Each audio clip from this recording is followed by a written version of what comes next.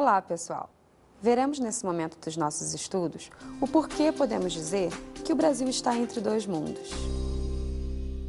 Nosso país caminhou lentamente para o progresso. A história mostra uma industrialização tardia. A modernização do Brasil começa a aparecer após a década de 60. A partir daí, observa-se um novo perfil da sociedade brasileira. A atividade industrial produz uma nova relação com o espaço. A cidade passa a ser o lugar da indústria e da sociedade. Ela passa a subordinar o campo e integra as regiões agrícolas com o mercado. Cria-se novas relações sociais, políticas, a sociedade muda. Hoje temos uma população urbana muito grande. As cidades que não foram planejadas para abrigar tantos moradores apresentam-se cada vez mais em colapso. A falta de estrutura, planejamento é nítida nos dias atuais. Mas faz necessário compreender que esse cenário se formou em um contexto de submissão. Diante de fatores externos, inicialmente das sociedades europeias, e a partir do século XIX, com a influência norte-americana. Como entender a política econômica e a expansão do capitalismo industrial? Vamos ver o que pensa sobre o assunto o autor Celso Furtado. Quando observamos de forma panorâmica a economia mundial no correr do século XIX, particularmente na segunda metade, percebemos que as enormes transformações ocorridas ordenam-se em torno de dois processos. O primeiro diz respeito a uma considerável aceleração na acumulação de capital nos sistemas de produção. E o segundo, a uma não menos considerável intensificação do comércio internacional. Será que essas transformações foram pensadas para a melhoria da sociedade? Vamos ver agora a continuação do texto de Celso Furtado. Ambos os processos engendraram aumentos substanciais da produtividade do fator trabalho, dando origem a um fluxo crescente de excedente que seria utilizado para intensificar ainda mais a acumulação e para financiar a aplicação e diversificação do consumo privado e público. Cabe-nos agora pensar se esse consumo é igual para todos. Compreender como os países se apropriaram desse modelo capitalista, como eles se orientaram para utilizá-los, leva-nos a perceber todo o processo de evolução e amadurecimento que constitui o capitalismo industrial. As relações estabelecidas com o capitalismo e seu modo de exploração na relação capital-trabalho e na diferença entre as classes levaram ao surgimento do socialismo e do comunismo, que tinham como proposta a busca por uma sociedade mais justa e igualitária. O modelo liberal, que já havia apresentado uma certa falência durante a crise da Bolsa de Nova York, em 29, continuou cada vez mais apresentando problemas.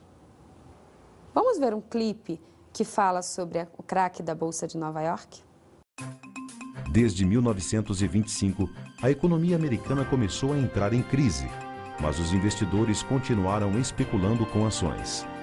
Em 1929, havia 13 milhões de ações à venda, mas faltavam compradores, o que gerou a quebra da Bolsa, também conhecida como Grande Depressão. Como consequência, milhares de bancos, indústrias e empresas foram à falência e em torno de 30% dos trabalhadores americanos perderam o emprego. A falência do modelo deixou o mundo em crise. Diversas pessoas sofreram e, assim, as sociedades dominantes continuaram a pensar de acordo com esse modelo. Vamos ver agora um trecho do documentário Testemunha da História. –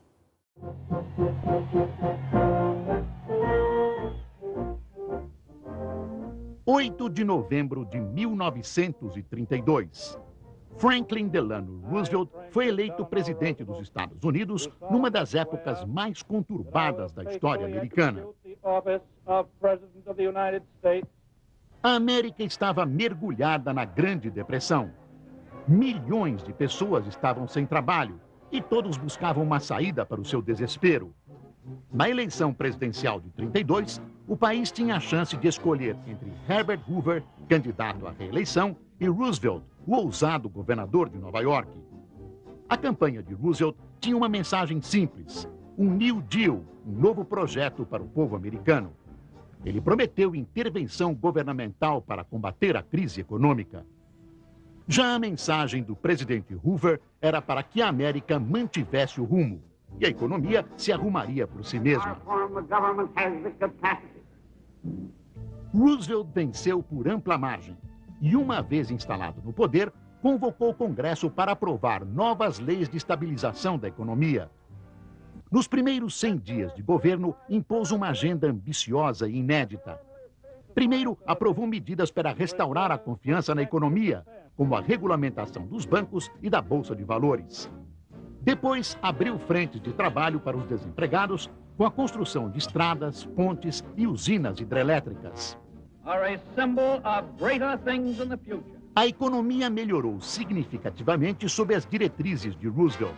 Mas os Estados Unidos logo iriam enfrentar novas ameaças, grandes greves na indústria e, mais grave, a ascensão da Alemanha nazista.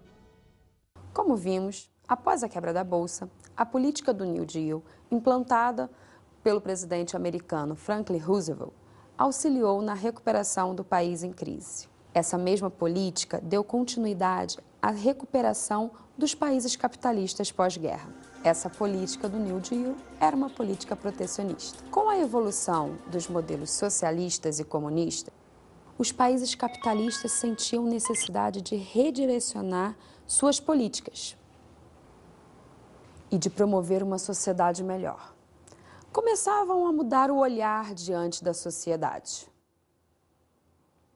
mudando o olhar diante do povo. Essa política adotada por esses países ficou conhecida como welfare states, melhor dizendo, política de bem-estar social.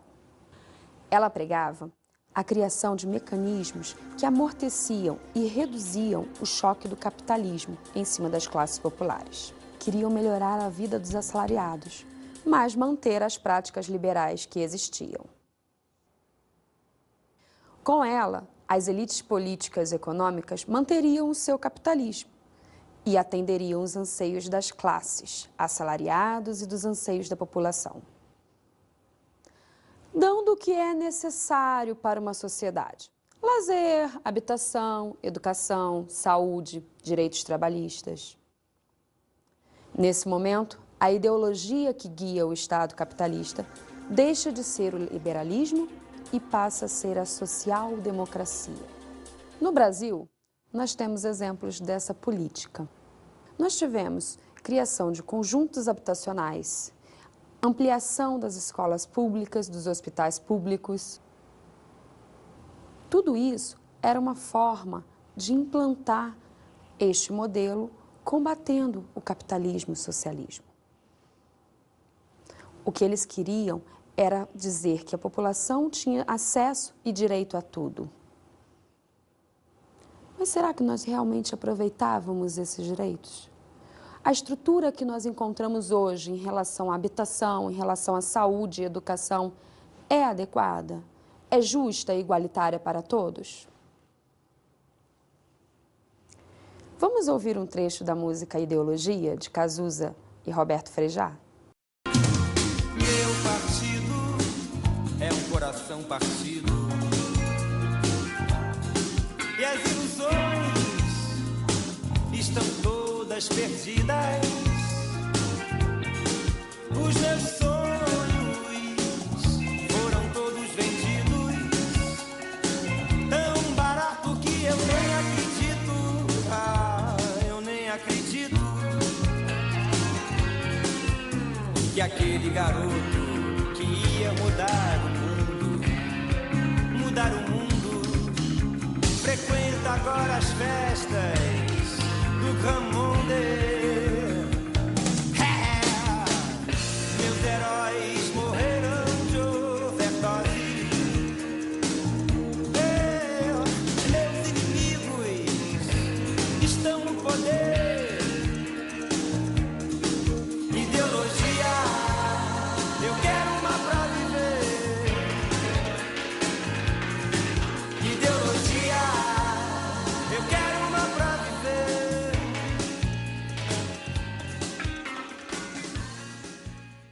pelo que vemos hoje, não encontramos essa sociedade tão almejada.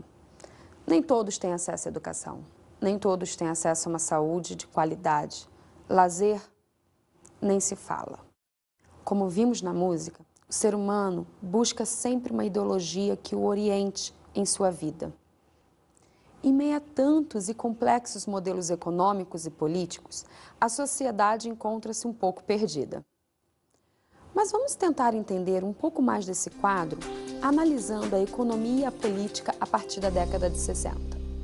Ao iniciar a década de 60, no século XX, fica confirmado um quadro que por muito tempo tornou o Brasil um país frágil: a dependência brasileira ao capital estrangeiro. Vamos pensar um pouco sobre essa realidade? O ambiente político nacional estava instável. Um conjunto de ações e uma instabilidade sociopolítica culminaram na tomada dos militares ao poder. Vamos ver um trecho do documentário Testemunha da História sobre a tomada dos militares? 31 de março de 1964. As Forças Armadas tomam o poder no Brasil, derrubam o presidente João Goulart e iniciam um novo ciclo político no Brasil. O Brasil vivia uma crise desde a renúncia do presidente Jânio Quadros, em 61. O vice João Goulart encarnava o populismo de esquerda e enfrentava a oposição dos chefes militares. Por isso, 5 dias antes da posse de Goulart, o Congresso aprovou uma emenda instituindo o regime parlamentarista no Brasil. Logo que assumiu, Goulart passou a fazer campanha pela volta do presidencialismo e pelas reformas de base, entre elas a reforma agrária. O governador do Rio Grande do Sul, Leonel Brizola, era um dos que mais pressionavam pelas reformas. Em janeiro de 63, num plebiscito, os brasileiros votam em massa pelo retorno do regime presidencialista. As greves e protestos se intensificaram. Quando a agitação chegou aos soldados e marinheiros, os generais decidiram agir contra a subversão. Os militares não estavam sozinhos. 2 semanas antes, a Marcha da Família com Deus pela Liberdade tinha reunido 500 mil de pessoas em São Paulo. A resistência foi pequena. João Goulart fugiu para o Uruguai. O Marechal Castelo Branco assumiu a presidência. Centenas de líderes políticos, camponeses e sindicais foram presos e tiveram seus direitos políticos cassados. A sede da UNE, a União Nacional dos Estudantes, foi incendiada no Rio. Os partidos foram extintos e substituídos por apenas 2. Um partido do governo, a Arena, e outro da oposição, o MDB. Em março de 1967, o Marechal Costa e Silva substituiu Castelo Branco na presidência. E no ano seguinte, os estudantes assumiram a vanguarda dos protestos contra o governo militar. Era um tempo de censura, cassações e prisões. Grupos de extrema esquerda partiram para a guerrilha armada. Os artistas aderiram à resistência democrática. A contestação atingiu os festivais de música da TV Record, que marcaram o surgimento de uma nova geração de artistas. Em dezembro de 68, os militares baixaram o Ato Institucional número 5. O Congresso foi fechado e os poderes foram concentrados no Executivo. A repressão aumentou ainda mais. Eram os anos de chumbo. Como vimos no documentário, isso tudo provocou novamente um governo militar. Lembrando que, novamente, porque o Brasil, até aquele momento, só havia vivido ditaduras. Diversos períodos sem democracia. Primeiro, foi uma colônia de exploração. Depois, um império. Depois, uma república baseada em governos militares. Após a Revolução de 30, passamos por um período ditatorial. Como vimos, o nosso Brasil não sabia ainda o que era democracia. E para piorar, em 1964, a crise atinge o clímax. E como consequência, por 21 anos, nossa sociedade esteve diante de mais uma ditadura, na qual vivemos uma política de autoritarismo e repressão. Desse período, a sociedade carrega marcas dolorosas das ações políticas ditatoriais. Vamos ver um trecho do filme O Ano em que Meus Pais Saíram de Férias? Olha!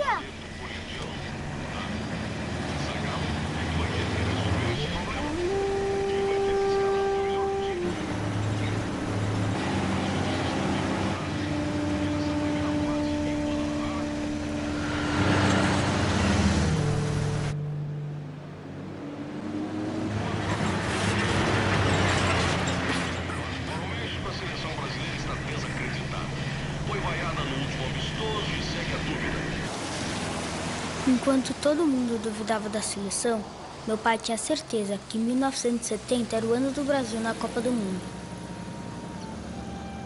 Mas estava tudo tão esquisito que até eu comecei a duvidar.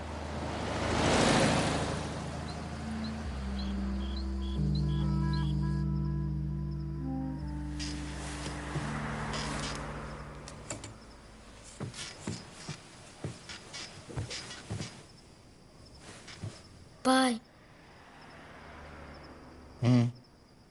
Não tô conseguindo dormir.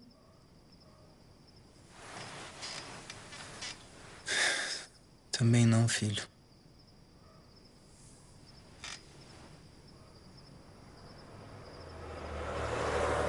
Pai, nós estamos levando o Mauro, tá? Pra sua casa. É, pai, não tem jeito. Tem que ser, tá?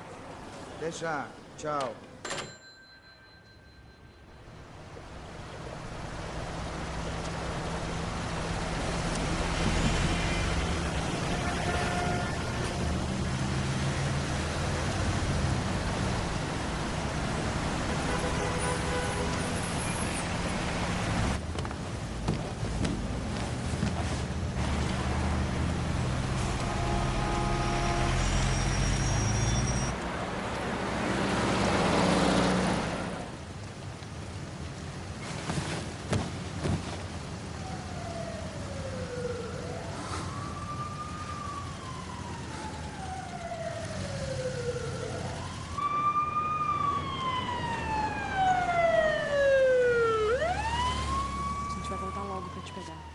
Eu não quero ficar aqui.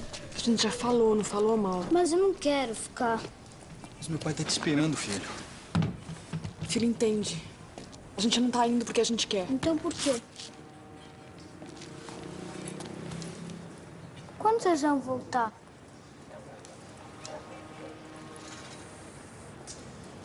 Na Copa. Vai dar tudo certo. A gente vai voltar na Copa.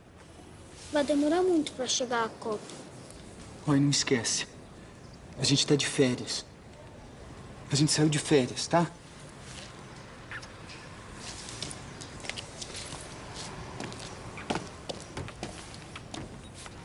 Vambora, Bia. Bia, vamos. Vamos.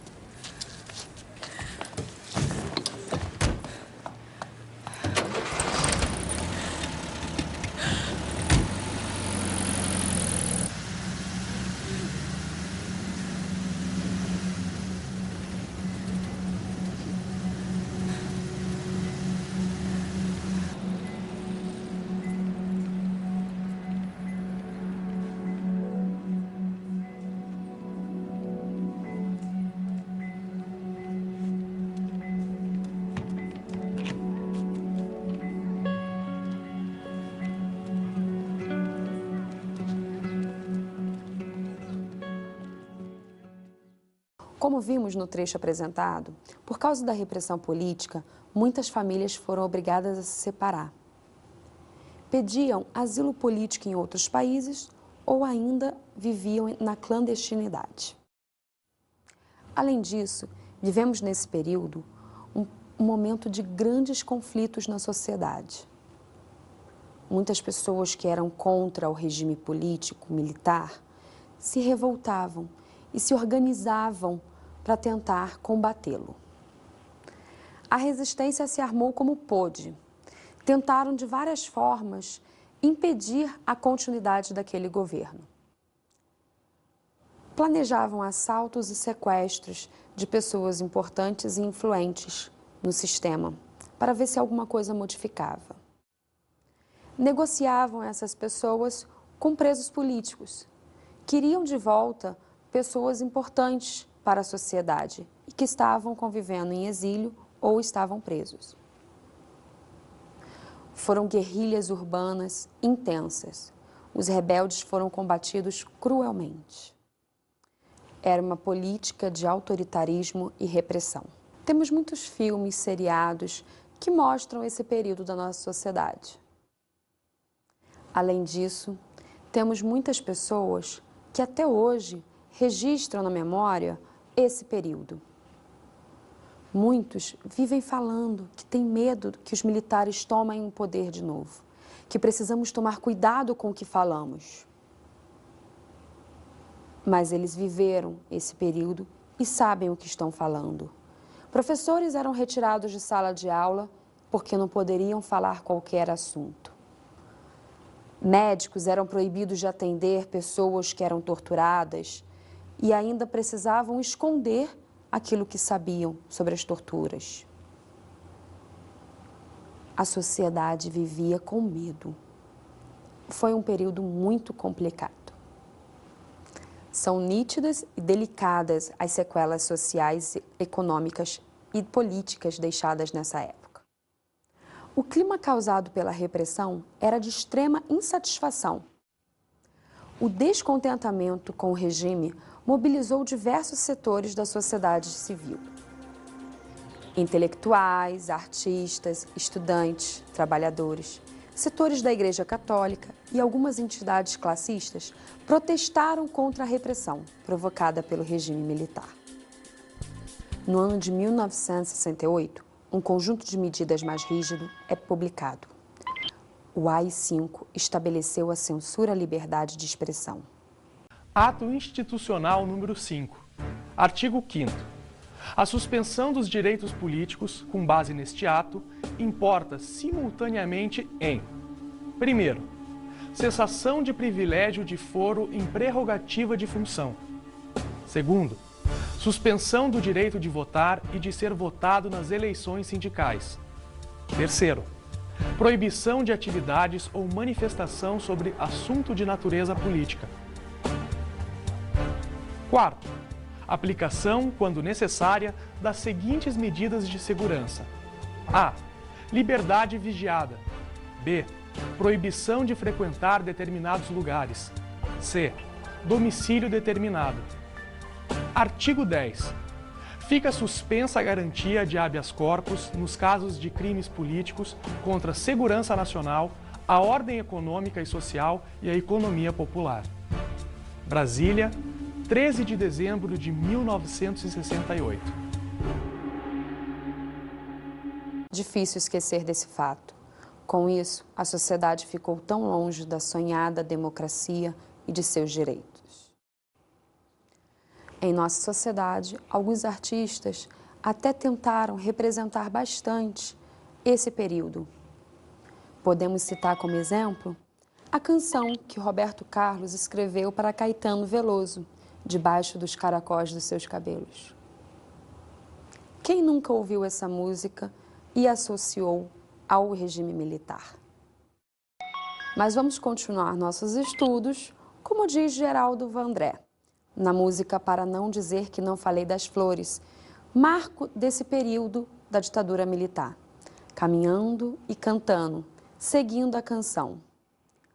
Somos todos iguais, braços dados ou não.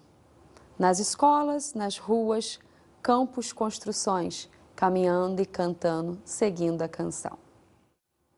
Continuaremos nossos estudos, então, agora analisando a economia, crescimento e modernização, com desigualdades e subdesenvolvimento.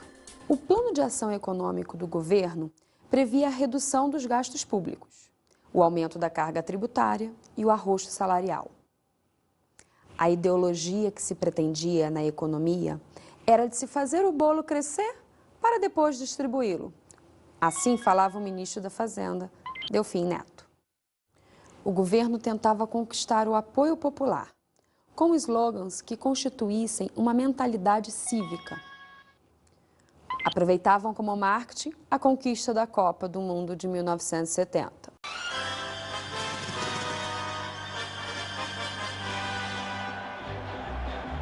O Brasil disputa mais uma final contra outro bicampeão, a Itália.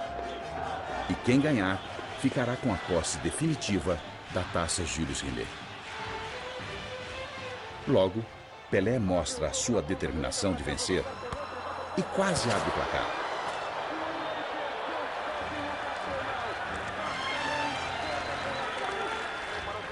Depois, salta mais alto do que o zagueiro italiano Burnick e balança as redes, pondo o Brasil em vantagem.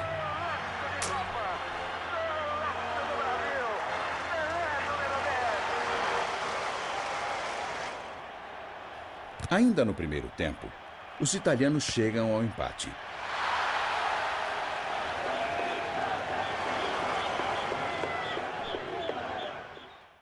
Depois do desempate, Pelé prepara a bola para Jair marcar o terceiro gol do Brasil.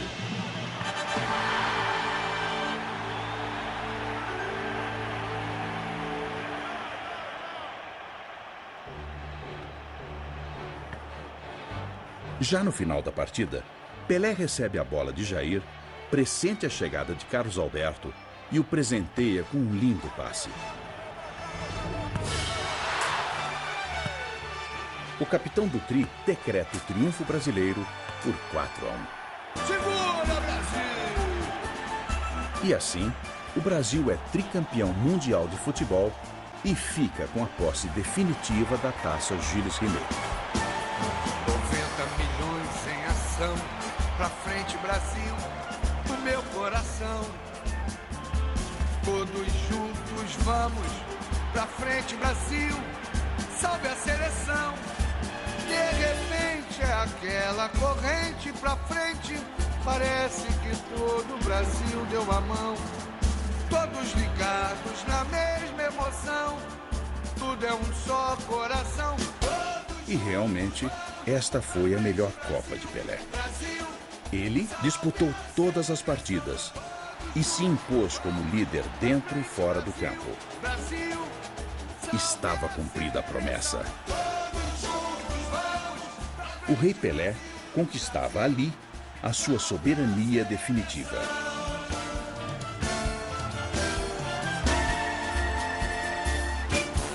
Como vimos na música, os slogans faziam parte da sociedade. Tentavam fazer com que a sociedade aceitasse o fato de estar tudo bem. Os slogans do tipo Brasil, ame ou deixe-o, ou esse é o país que vai para frente, eram o tempo inteiro divulgados para a população. No ano em que mais sofremos com a ditadura, eles queriam que o povo fosse amenizado através desse marketing. Isso vale uma boa reflexão. Mas o milagre econômico não resultou como esperava e, como consequência, vivenciamos mais uma crise política e econômica. Com o intuito de dar continuidade aos índices de crescimento elevado, o governo militar aumentou o endividamento externo e cresceu a inflação. A dívida externa brasileira se avoluma e agrava as desigualdades sociais. A riqueza produzida era direcionada para o pagamento dos credores internacionais, entre eles o FMI e o Banco Mundial. Vamos ver o que é o Fundo Monetário Internacional, o famoso FMI? O Fundo Monetário Internacional foi criado em 1944 pelo Acordo de Bretton Woods. É o organismo financeiro da ONU, o qual fornece recursos financeiros para países que apresentam déficit nas contas externas. Geralmente, o auxílio do FMI incorre em medidas econômicas ortodoxas de equalização fiscal e cortes de gastos públicos. Será que podemos dizer que o FMI traz para a população benefícios? Vamos ver agora o que é Banco Mundial. O Banco Mundial é uma organização internacional cuja função é ajudar os governos de países em desenvolvimento a reduzir a pobreza por meio de empréstimos, experiência técnica e desenvolvimento de projetos que ajudam a melhorar a qualidade de vida das pessoas. Como vimos, o que eles fazem é aumentar a dívida externa. E será que com isso os países conseguem essas melhorias na qualidade de vida das pessoas? O fim do regime é marcado pela recessão econômica e uma grande mobilização da sociedade civil em busca da democracia. Será que o nosso povo aprendeu realmente a se mobilizar, a se manifestar em prol dos seus direitos? Começaremos a ver agora a história mais recente. Vamos conferir a década de 80 e as transformações nacionais e internacionais? No Brasil, muitos economistas costumam dizer que a década de 80 ficou conhecida como a década perdida. Foi um período marcado pelo contexto de crises, recessões, dívida externa, inflação alta e uma série de planos econômicos para conter a hiperinflação. Vamos observar o trecho de um filme que falará sobre esse momento? Brasília, cidade da esperança, cidade da alvorada, cidade que é por si mesma um monumento de arte e brasilidade, erguida pelas mãos idealistas de Juscelino Kubitschek. Inicia-se a eleição. No colégio eleitoral, o nascimento da nova república. No Congresso Nacional, o presidente do PMDB, Ulisses Guimarães, apresenta um dos candidatos à sucessão presidencial, Tancredo Neves. A data deste evento deve ser repetida e bem gravada no monumento histórico de nossa República, 15 de janeiro de 1985. José Sarney, aliado de Tancredo, numa frente liberal, será o vice-presidente da República. A votação continua com todas as oscilações emocionais de uma nacionalidade que pretende fundar uma nova república. É toda a policromia regional de nosso espaço humano. Magalhães Pinto sufraga o nome de seu antigo adversário na conquista do governo de Minas. Sabe o povo que sempre se pode esperar de Minas a conciliação, quando esta se faz precisa. O voto de número 344, o da vitória de Tancredo Neves. A esperança que até agora magnetizava os tancredistas percorre num arrepio de civismo todas as cidades e todas as regiões rurais do nosso país.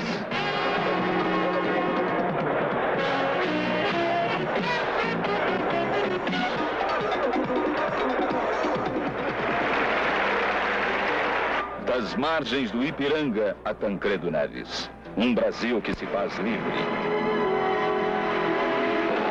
Os representantes do povo escolheram, em 1985, um presidente liberal antes de tudo, mas consciente de que muitos problemas sociais exigem soluções claras, imediatas e brasileiras. De São João del Rei ao Planalto, a trajetória de um liberal. Após esse momento marcante, com a morte de Tancredo Neves em 1985, a política econômica continuou seguindo por uma série de crises. A sociedade brasileira, depois de 3 anos, conseguiu ter a primeira Constituição direcionada para o povo, em busca dos nossos direitos. A nova Constituição foi implantada em 1988.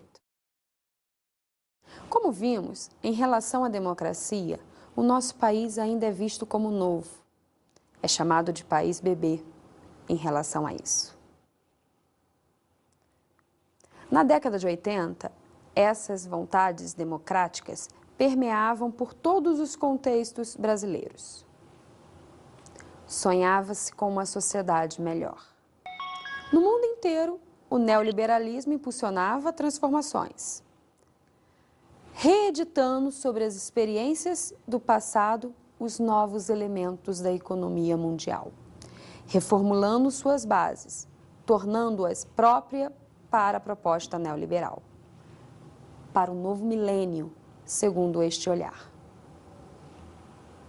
Como vimos, o processo de industrialização do Brasil foi muito complexo. E nossa sociedade ainda precisou passar por problemas como a ditadura. Com certeza, para a formação do Brasil que temos hoje, isso foi muito relevante. Não podemos pensar que esse contexto não influenciou na realidade que encontramos atualmente.